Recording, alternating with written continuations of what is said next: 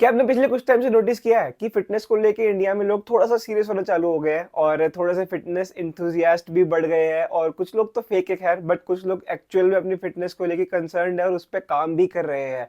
But ऐसा क्यों हो रहा है सडनली, और एकदम से ऐसा क्या होगा कि लोग अपने फिटनेस को लेके इतना सीरियस हो गए हैं? जहाँ एक तरफ लोग जंक फूड बहुत ज़्यादा खाना शुरू कर रहे हैं, कुछ लोग बिल्कुल फिटनेस की तरफ बढ़ गए हैं। ऐसा क्यों हो रहा है?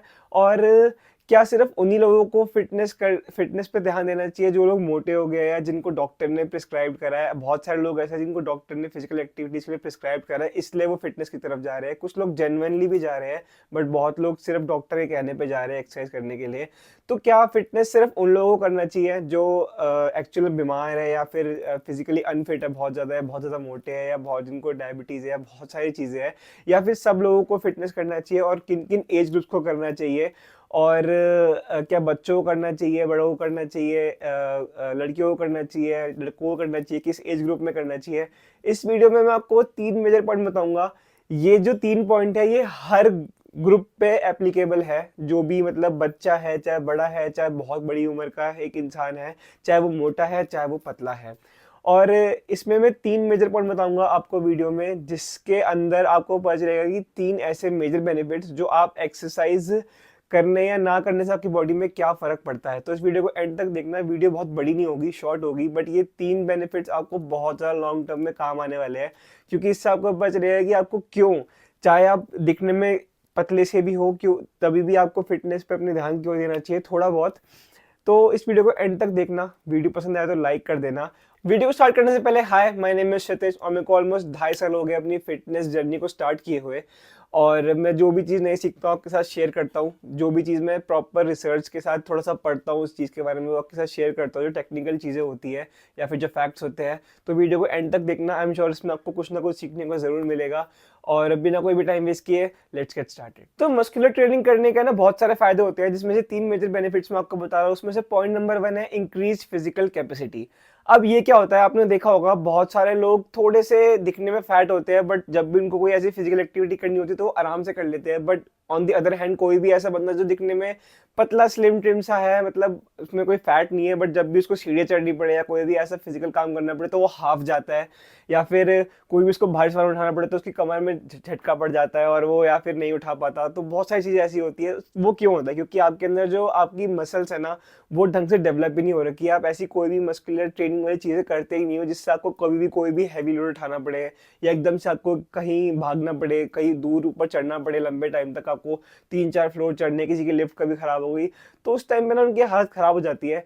और इसमें कई हद तक ना दोष हमारा ये है, क्योंकि हम जब जब से लिफ्ट्स वगैरह चालू हुई है, हमने अपनी फिजिकल एक्टिविटी बहुत ही कम कर दिया। हम घर से निकलते हैं, गाड़ी में बैठते हैं, ऑफिस चले जाते हैं, अपने काम पे चले जाते हैं, वहाँ चेयर पे बैठे रहते हैं। ऑफिस आपका 4th फ्लोर पे है या 8th फ्लोर पे है, आप अपनी लिफ्ट में चढ़े। कुछ कुछ लोग तो फर्स्ट या सेकंड फ्लोर के भी लिफ्ट यूज़ करते हैं, इतने ज़्यादा आलसी जाते हैं। तो बाय द टाइम ना लोगों ने ये आलस वाली चीज़ें ना अपने अंदर बहुत ज़्यादा इंटीग्रेट सी कर ली है।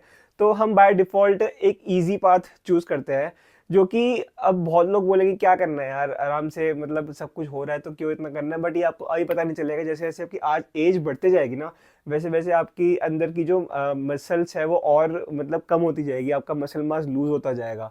वैसे वैसे आपको पता चलेगा कि आपका फिजिकल एक्टिविटी की या फिर मस्कुलर ट्रेनिंग की स्पेसिफिकली बोलूँ तो कितनी ज़्यादा आपकी लाइफ में इम्पोर्टेंस है। चाहे वो छोटा बच्चा हो, आपने देखा होगा यूट्यूब पे या फिर इंस्टाग्राम पे आजकल अपने छोटे छोटे बच्चों को लोग क्या बोलते हैं, डेडलिफ्ट करा रहे हैं, या फिर स्क्वाट्स करा रहे हैं, या फिर ऐसी फिजिकल एक्टिविटी करा रहे हैं जिनसे उसका मसल मास इंक्रीज हो। ऐसा क्यों होता है? क्योंकि जब आप छोटे होते हो ना, आपकी मसल मास गेन करने की कैपेसिटी आपके सबसे ज़्यादा हाई होती है। तो जो लोग ऐसा करा रहे हैं ना, उनको एक्चुअल में पता है कि अभी से अगर वो इस चीज़ पर ध्यान देंगे तो जब तक उनके बच्चे बड़े होंगे ना, तब तक वो फिजिकली इतने फिट हो चुके होंगे कि उनको मतलब फालतू की चीज़ों से फर्क नहीं पड़ेगा कि अगर कभी लिफ्ट खराब होगी तो ऊपर तक चढ़ना पड़ रहा है, या कभी कोई हैवी लोड उठाना पड़ रहा है, वो इजीली कर लेंगे। क्योंकि उनकी बॉडी की फिजिकल कैपेसिटी या फिर मस्कुलर कैपेसिटी इतनी ज़्यादा इंक्रीज और इतनी ज़्यादा अच्छी होगी ना कि उनको कोई भी ऐसा काम करने से पहले एक बार दोबारा सोचना भी नहीं पड़ेगा। तो चाहे आप मतलब एज में छोटे हो, अगर आप ये भी छोटे हो तो अपने पेरेंट्स के ऑब्वियसली सुपरविजन में सब काम करना, और बहुत छोटे हो तो। और अगर आप चाहे लड़की हो चाहे लड़की हो, चाहे आप उम्र में बड़े हो 50 60 65 साल की भी हो, तब भी आपको अपनी मस्कुलर ट्रेनिंग पे ध्यान देना चाहिए। और क्या आपको एक बात और पता है कि जो लोग स्ट्रेंथ ट्रेनिंग पे ध्यान नहीं देते हैं ना, या फिर अपनी मसल डेवलपमेंट पे ध्यान नहीं देते हैं, चाहे वो मोटा है चाहे पतला है, चाहे वो बच्चा है चाहे बड़ा है, तो उसका हर 10 साल के अंदर, यानी 1 डेकेड 10 ईयर्स के अंदर 2 से 2.5 kg तक उसका मसल मास गिर जाता है। अब यहाँ पर कुछ लोग बोलेंगे कि यार 2.5 किलो 10 साल में तो कुछ भी नहीं होता, बट ट्रस्ट मी 2.5 किलो 10 साल में ना, जितना सुनने में छोटा लग रहा है ना, उतना छोटा है नहीं, ये बहुत बड़ा डिफरेंस होता है। 2.5 किलो मसल मास लूज करना, जब आप जो एक्चुअल जिम गोर्स है ना, उनको पता है कि 2.5 किलो मसल मास गेन करने में ना कितने लग जाते हैं, और 2.5 किलो मसल मास जब लूज होता है ना, तो कितना दुख होता है। तो मैं आपको बता रहा हूँ कि वो 2.5 किलो मसल मास 10 साल में आपके लिए कोई नॉर्मल बात नहीं है। जिन लोगों को नहीं पता है, मैं उनको बताता हूँ, कोई नॉर्मल बात नहीं है, ये बहुत ज़्यादा मतलब दिक्कत वाली बात है कि आप 10 साल के अंदर 2.5 किलो मसल मास अपना लूज करो। ऐसे करते करते जब आप अपने 60s और 70s में एंटर करोगे ना, तो आपकी मसल मास कैपेसिटी और आपकी मसल कैपेसिटी इतनी कम होगी कि आप ये जो आप देखते हो ना, कुछ लोगों की बुढ़ापे में जाके घुटने में उठना बैठना, कोई भी हाथ में दर्द, हर जगह हाथ में दर्द है, हाथ पैर में पेन हो रहा है, हाथ नहीं हिल पा रहे, ये इसलिए होता है क्योंकि आपने अपनी अर्ली 20s अर्ली 30s के अंदर अपनी बॉडी को इतना अच्छे से फिट नहीं रखा, या फिर अपनी बॉडी को फिट रखने के मतलब ऐसा कंटिन्यू रखा फिटनेस को लेके। इस चक्कर से उनका मसल मास गिर चुका होता है, और अब उनकी हड्डियां दर्द करती है, वो बैठ नहीं सकते, उठ नहीं सकते, हर बार वो बैठ रहे उठ रहे उनकी हड्डियां बज रही है, उनके मसल में दर्द हो रहा है, वो उठ बैठ नहीं पा रहे। तो उसके पीछे यही रीज़न होता है कि वो अपने पीक जो उनका टाइम होता है, जब वो सबसे ज़्यादा यंग होते हैं, उस टाइम पे वो अपनी बॉडी पे ध्यान नहीं देते, वो अपने काम धंधे पे ध्यान देते हैं। तो इसलिए वो हर 10 साल में 2.5 किलो करते हैं, यानी आपने 4 साल के अंदर 4 साल के, सॉरी 40 ईयर्स के अंदर almost 10 kg muscle mass use कर लिया, जो कि बहुत ही बड़ा नंबर है। ठीक है, तो इस चीज़ पर ध्यान रखो। बट इसमें ना एक अच्छी चीज़ ये है कि जैसे ही आपने अपनी स्ट्रेंथ ट्रेनिंग स्टार्ट करी, मान लो आज आप 45 ईयर्स के हो और आपने आज ही स्ट्रेंथ ट्रेनिंग स्टार्ट कर दी, तो उसके कुछ 6 मंथ्स के अंदर ही ना आप 1.5 से 1.8 kg मसल मास गेन कर लोगी। समझे? तो आपने 40 साल में 10 किलो लूज करा, बट आप 6 7 मंथ्स के अंदर 1.5 kg से 1.8 kg के अराउंड गेन कर लोगे, और ढंग से स्ट्रेंथ ट्रेनिंग पे ध्यान दो। तो एक बेनिफिट ये भी है कि आपकी बॉडी बहुत जल्दी उसको गेन भी करेगी। बट इसका मतलब ये नहीं कि आप टालते जाओ टालते जाओ। जो लोग टालते रहते हैं वो टालते रहते हैं, वो कभी नहीं कर सकते।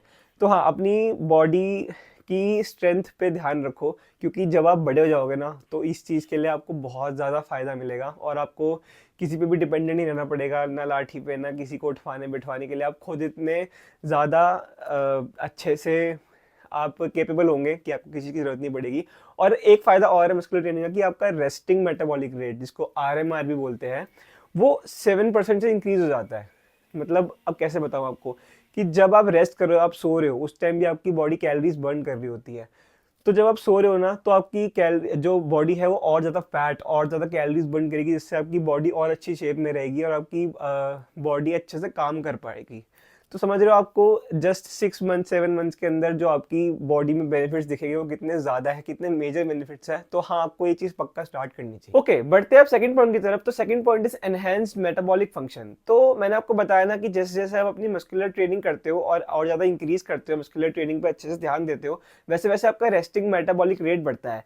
अब मैं आपको एक बात बताता हूँ कि जब आपको पता है, जब आप सो रहे होते हो, आपकी बॉडी तभी भी काम कर रही होती है। आपके जो मसल टिश्यूज, जैसे आपने एक्सरसाइज करी तो वो रिकवरी आपकी, इसको बोलते हैं, सोने के बाद आपकी बॉडी को रिकवरी मिलती है। वो रिकवरी में भी आपकी कैलोरीज यूज होती है, और सोते टाइम भी आपकी पूरी बॉडी में 25% कैलोरीज जो यूज होती है ना, वो उस टाइम पे आपके स्केलेटल मसल यूज कर रही होती है आपकी बॉडी की रिकवरी के लिए। आपकी मतलब बहुत सारी चीज़ों में बॉडी, इन मतलब शॉर्ट बताता हूँ आपको, आपकी बॉडी में जो बहुत सारी चीज़ें हो रही होती है, आपको रिकवरी से लेकर और भी बहुत सारी चीज़ें, उसके अंदर आपकी ऑलमोस्ट 25% आपकी पूरी दिन की कंजप्शन की जो 25% है, वो सोते टाइम ही यूज़ होती है। तो अब आपको समझ में आ रहा होगा कि आपका रेस्टिंग मेटाबॉलिक रेट अगर कम रहेगा, तो उससे आपको कितने ज़्यादा डिसएडवांटेजेस फेस करने पड़ सकते हैं। तो अब जैसा कि मैंने आपको बताया कि जो भी लोग मस्कुलर ट्रेनिंग पे ध्यान नहीं देते हैं, उनका जो मसल मास है वो 5 to 8%, यानी 2.5 kgs पर 10 ईयर्स गिरता है। वैसे ही उनके साथ साथ उनका रेस्टिंग मेटाबॉलिक रेट भी गिरता जाता है। अगर आपका मसल मास गिर रहा है, तो आपका रेस्टिंग मेटाबॉलिक रेट भी गिरेगा, जिससे आपका मेटाबॉलिज्म स्लो होगा।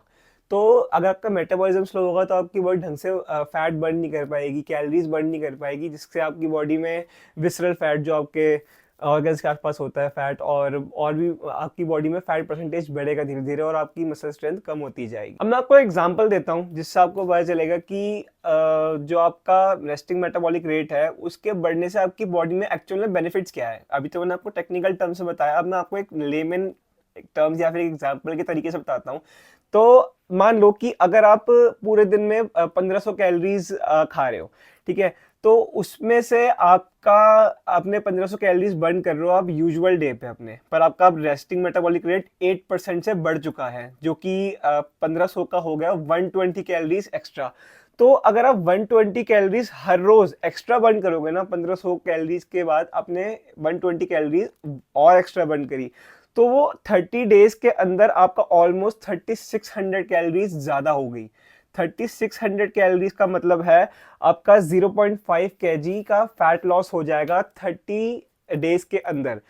समझ रहे हो आप? आपने 1500 कैलोरीज जो है वो आपने कंज्यूम कर, आप 1500 कैलोरीज बर्न कर रहे हो, उसके बाद आपने 8% आपका रेस्टिंग मेटाबॉलिक रेट बढ़ चुका है, और उसके बढ़ने के बाद आपकी 1500 के ऊपर 120 कैलोरीज और बर्न हो रही है पर डे, जो कि 30 डेज के अंदर आपकी 3600 कैलोरीज के अराउंड बर्न हुई एक्स्ट्रा, जो कि आपका 0.5 kg फैट। इसमें आपका मसल नहीं कह रहा हूँ, आपका जब बॉडी वेट गिरता है ना तो वो सिर्फ ओनली फैट नहीं गिरता, आपके फैट, मसल मास, बहुत चीजें कम होती है, वाटर वेट कम होता है, तब जाके वो आप बोलते हैं ना मैंने 1 महीने में 3 किलो वजन कम कर लिया, 4 किलो कर लिया, वो सिर्फ फैट नहीं होता। इस गलत फैमिली में मत रहना और इस चीज का ध्यान रखना। तो मैं ये जो आपको बता रहा हूँ वो 0.5 kg आपका फैट 30 डेज के अंदर कम हो रहा है, जो कि एक बहुत बड़ा मतलब एक अचीवमेंट ही होती है। अगर आप हाफ kg फैट काट रहे हो ना, प्योर फैट कह रहा हूँ मैं इस टाइम पे, अगर आप 30 डेज के अंदर हाफ kg फैट काट रहे हो तो ये बहुत ही बढ़िया बात है। तो अब आपको पता चलेगा कि रेस्टिंग मेटाबॉलिक रेट का बढ़ना कितना ज़्यादा फायदेमंद है आपकी ओवरऑल फिजिक या फिर आपकी ओवरऑल हेल्थ को लेके। तो उस चीज़ का ध्यान रखो और अपनी फिजिकल एक्टिविटीज़ पे अच्छे से ध्यान दो। Okay, third and last point is reduced risk of injury. तो जब आप बहुत ज़्यादा तो नहीं बोलूँगा, अगर आपकी बॉडी में मसल मास अच्छा खासा है, मतलब बहुत ज़्यादा मस्कुलर भी नहीं कह रहा मैं, तो बिल्कुल बॉडी बिल्डर टाइप्स होते हैं, क्योंकि वो हर बंदा अचीव भी नहीं कर सकता, और हर बंदे का सही बताऊं तो वो गोल भी नहीं होता। हर बंदा नहीं चाहता कि उसकी बॉडी एकदम मस्कुलर दिखे या फिर हर बॉडी में कट्स दिखे या बहुत ज़्यादा मसल मास हो, बट आप एक नॉर्मल बेसिक लेवल का भी आपकी बॉडी में अच्छा खासा मसल मास है ना, जो कि अगर आप नॉर्मल जिम जाओगे तो भी आपकी बॉडी में आ जाएगा। तो उससे क्या होगा ना, आपकी बॉडी में इंजरीज का रिस्क कम हो जाएगा। जैसे आप एकदम से कहीं भाग रहे हो, आप गिर गए, उसके बाद आप एकदम से, कुछ लोगों का देखा आपने, हड्डी टूट जाती है, गिरते ही हड्डी टूट जाती है, क्योंकि वो आपकी बॉडी में मसल मास ही नहीं, आपके हाथ पैर पतले, आपकी बॉडी में फैट ही फैट है। वो फैट आपकी बॉडी को गिरने से आपकी बॉडी में कुशनिंग नहीं दे रहा। एक्चुअल में जब आपकी बोन्स के आसपास प्रॉपर मसल्स होगी ना, तब आपके गिरोगे, आपके हाथ पे कुछ गिरा, आपके पैर पे कुछ गिरा, तो वो मसल्स आपकी बॉडी में कुशनिंग की लेयर ऊपर डाल देगी, जिसकी वजह से आपकी इंजरी का रिस्क कम हो जाएगा। मैं ये नहीं कह रहा आप एकदम वो आयरन मैन टाइप्स हो जाओगे, आप अगर आपको कोई अच्छा खासा लगेगा तो आपकी हड्डी टूटेगी ही, है ना। तो ये मत समझना कि आप आयरन मैन टाइप्स बन जाओगे, बट हाँ, तो आपकी जो मसल इंक्रीज होने की वजह से आपका जो रिस्क टू इंजरी है वो कम हो जाएगी। आपके गिरे पड़े या फिर आपकी बॉडी में स्प्रेन पड़ने के चांसेस थोड़े कम हो जाएंगे, क्योंकि आपकी बॉडी में अच्छा खासा मसल मास है।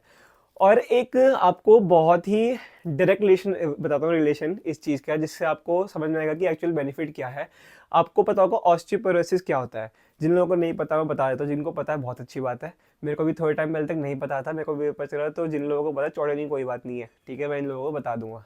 तो ऑस्टियोपोरोसिस में क्या होता है कि जब आप बहुत टाइम तक कोई भी मस्कुलर ट्रेनिंग नहीं करते या फिर आपकी बॉडी कोई भी लोड बेयर करने के कैपेसिटी बहुत कम होती है आपकी बॉडी के अंदर, तो आपकी ना जो बोन्स है वो वीक हो जाती है, आपकी बोन्स के टिश्यू हटने लग जाते हैं, और वो ना बहुत ज़्यादा रिस्की जाता है, क्योंकि आपकी बोन बहुत ज़्यादा प्रोन हो जाती है टूटने के। आप गिरे और हड्डी टूट गई। मैंने आपको बताया ना, कुछ लोग गिरते हड्डी टूट जाती है, वो इसलिए होता है क्योंकि उनकी बॉडी में मसल मास ही नहीं है, और उनको ऑस्टियोपोरोसिस भी हो जाता है उस चक्कर से, जिनकी वजह से उनकी हड्डियाँ बहुत ज़्यादा फ्रेजाइल से हो जाती है, एक तरीके से वो टूट जाती है, बहुत जल्दी टूट जाती है। आप एक गिरे, हड्डी टूट गई, फ्रैक्चर हो गया बहुत जल्दी। तो अगर आपको एक्चुअल में अपनी फिजिकल फिटनेस पे ध्यान देना है, तो ये आपके लिए पॉइंट्स इतने 3 काफ़ी होने चाहिए कि आपको समझ में आ जाए कि क्यों आपकी लाइफ में फ़िटनेस इतनी ज़्यादा इम्पोर्टेंट है। सही बताऊँ तो मैं अभी मेरे को भी कुछ बहुत टाइम नहीं हुआ है अपनी फ़िटनेस जर्नी को स्टार्ट किए हुए, पर जितना मैं 2.5 साल में समझ पाया हूँ ना, और जितना मुझे इस चीज़ का रियलाइज़ेशन हो रहा है, वो ये कि मैंने अपने लाइफ के बहुत सारा टाइम वेस्ट कर दिया ये चीज़ सोचने में कि आई एम फिट और मैं ठीक हूँ, मतलब मैं अच्छा खाते पीते घर का हूँ। बट नहीं, जब मैं एक्चुअली फिटनेस में घुसा तब मुझे पता चला कि फिटनेस कितना ज़्यादा इम्पोर्टेंट है, और मैं कितना ज़्यादा अपने आप को वो दे रहा था दिलासा कि हाँ मैं फिट हूँ, कि अच्छा खाते पीते घर का हूँ। बट नहीं, ऐसा नहीं होता है। मेरे से कहीं ज़्यादा एक्सपीरियंस लोग इस चीज़ में बहुत टाइम से आपको ये चीज़ समझा रहे हैं। बट मैं आपको कुछ ऐसा नहीं बता रहा हूँ कि वो जो जो नया डिस्कवर हुआ मैं वही बता रहा हूँ, जो कि किताबों में लिखा हुआ है, या जो चीज़ आपको पता होनी चाहिए एक्चुअल में, या जो चीज़ आपको ध्यान रखनी चाहिए। और बस ये होता है कि हर बंदे की बात नहीं समझ पाता। अब जैसे मैं भी कुछ मतलब एक बात को कोई 3 बंदे समझा रहे हैं, बट 3 में से मैं उस एक बंदे की बात जल्दी समझ पाऊंगा, तो हो सकता है कि मैं जो बता रहा हूँ वो आप में से अगर 5-10 लोगों को भी समझ में आ रही है, तो I am happy, I am actually more than happy about that. और 10 बंदों को अगर मैं कोई भी इस चीज़ से सीख दे पा रहा हूँ तो मैं बहुत ज़्यादा खुश हूँ। तो अब जो मैंने आपको 3 पॉइंट बताया ना, ये मेजर पॉइंट्स है। इसके बाद बहुत सारे छोटे छोटे पॉइंट्स हैं जिससे आपको मस्कुलर ट्रेनिंग के बेनिफिट्स मिलेंगे। एक पॉइंट है डिप्रेशन।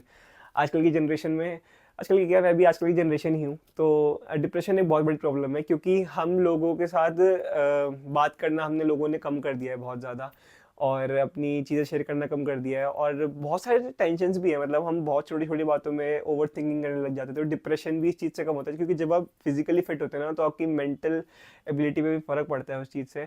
और जब आपको शीशे में सुबह उठ के देखते हो ना अपने आप को, तो जब आपको लगता है कि हाँ आप फिट हो, तो आपका कॉन्फिडेंस बढ़ता है। तो ऐसी बहुत सारी चीज़ें हैं जिससे आपको बेनिफिट मिलेगा। आपको डायबिटीज़ से छुटकारा मिल जाएगा। छुटकारा क्या मतलब, डायबिटीज़ आपकी बहुत हद तक कंट्रोल हो सकती है।